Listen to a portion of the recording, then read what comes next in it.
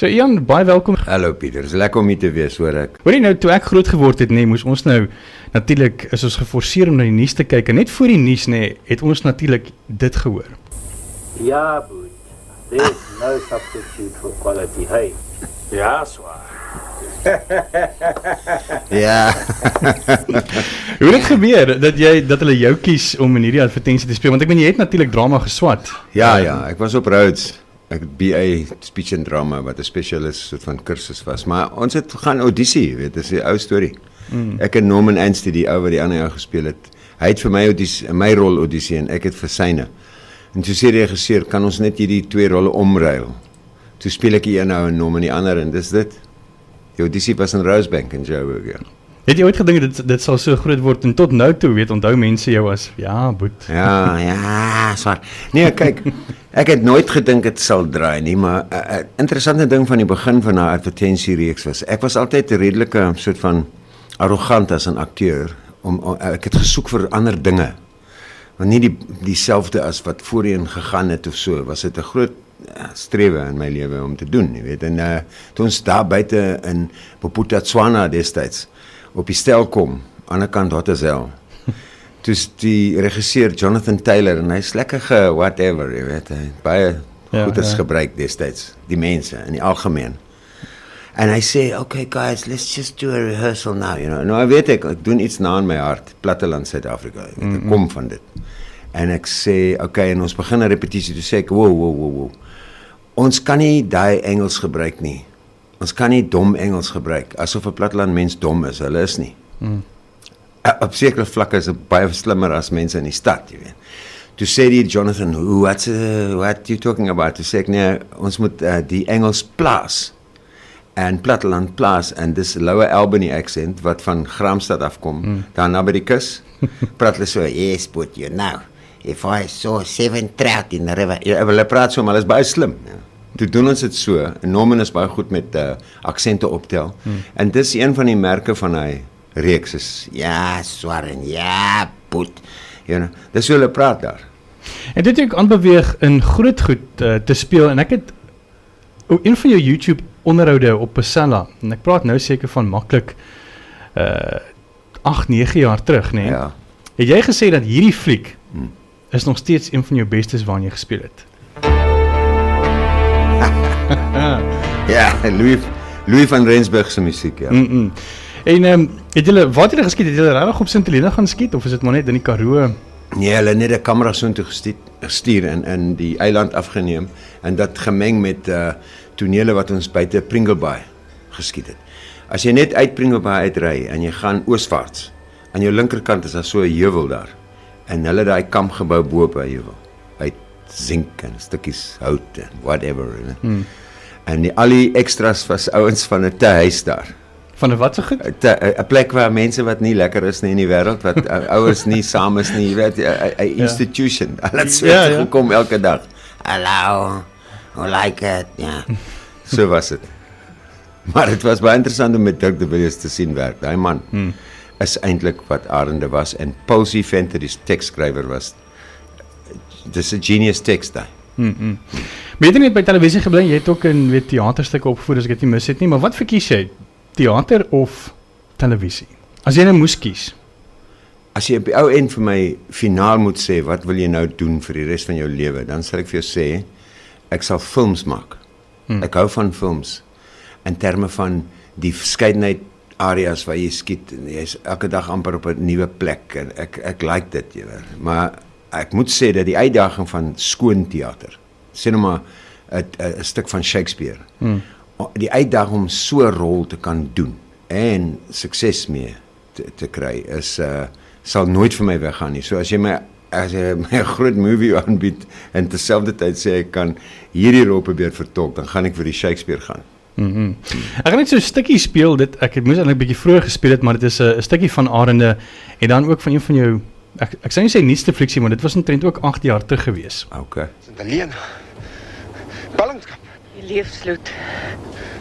Ballingskap. Ek sloot steenkamp. Ook geslaan. Wat vir 'n genade is dit? Hoe lank? Hoe lank? Sloot asseblief.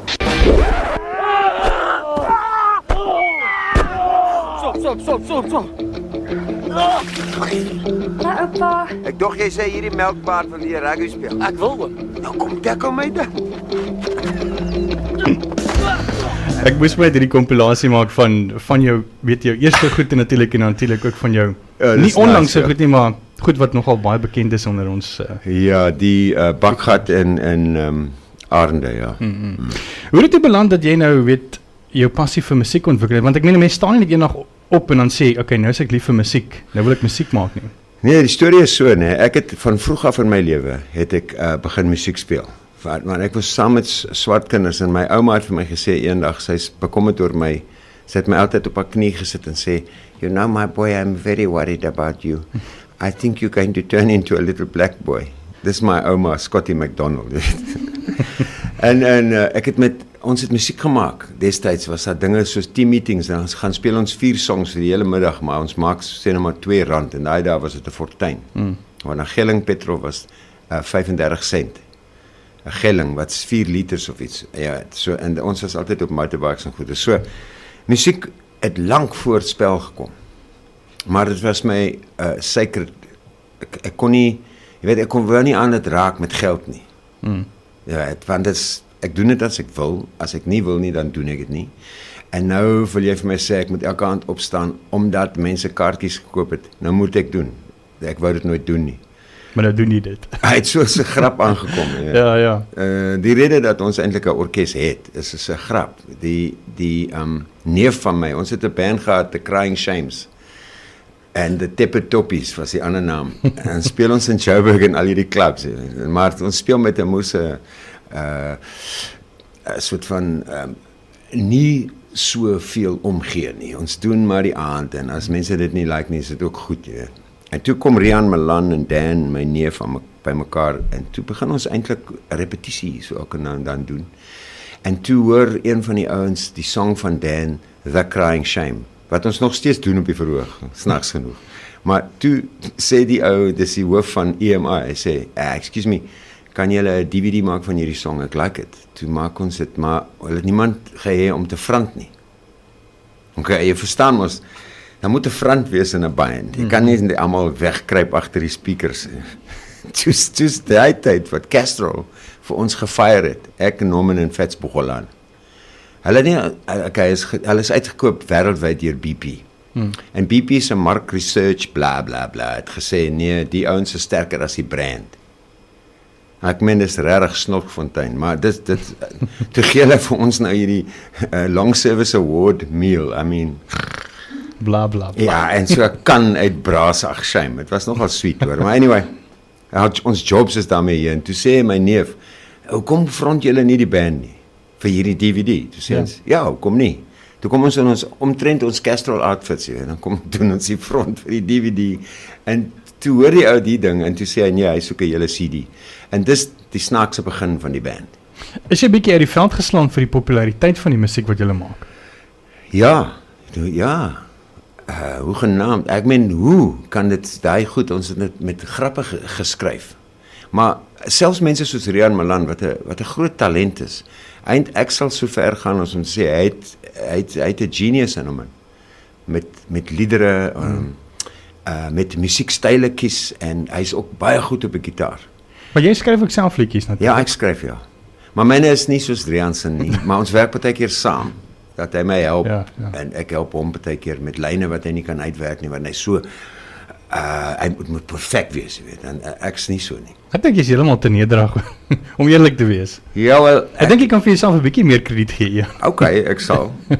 Ek het my eie sterkte is dat ek nie gefascineer met perfeksie is nie. Ek sal baie hard werk, moenie 'n fout maak nie, en ek sal repeteer tot die son opkom. Weer, deur die nag. As dit nie reg is nie, maar ek's nie anaal nie. Hoe sê mens? Ja. Daar's eintlik 'n stelling wat hulle sê moenie laat perfeksionisme in die pad van sukses staan nie. Presies. Ja. Presies. En party mense het totale hulle word bang as dit nie perfek is nie, jy weet. Ek is niks bang nie. Ek gee nie om as 'n ding uitvoeter nie, want dit is die lewe. Wat se lewe is perfek? Is nie. Jy weet. Jy vertel ons 'n bietjie meer van jou nuwe serie wat jy binnekort gaan vrystel. Ons het na 5 jaar besluit, okay, nou toe doen ons so 'n fundraiser op die internet. Ons toe kry ons 'n bietjie geld, nie baie Crowdfunding, nie. Ja, crowdfunding. Ja. Vir die nuwe CD en toe begin ons en almal bring hulle goed.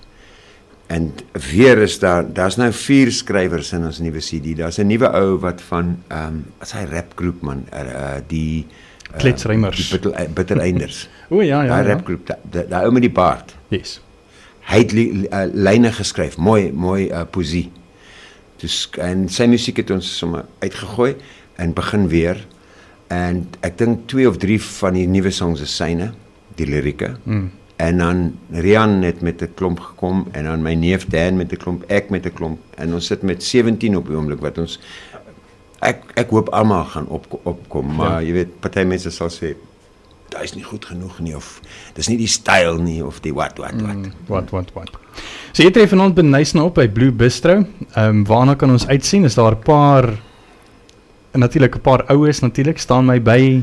Ja, ons sal die standards doen, jy weet, die Waar mense altyd vra. Ja. Raak julle moeg om die standards te doen? Nee.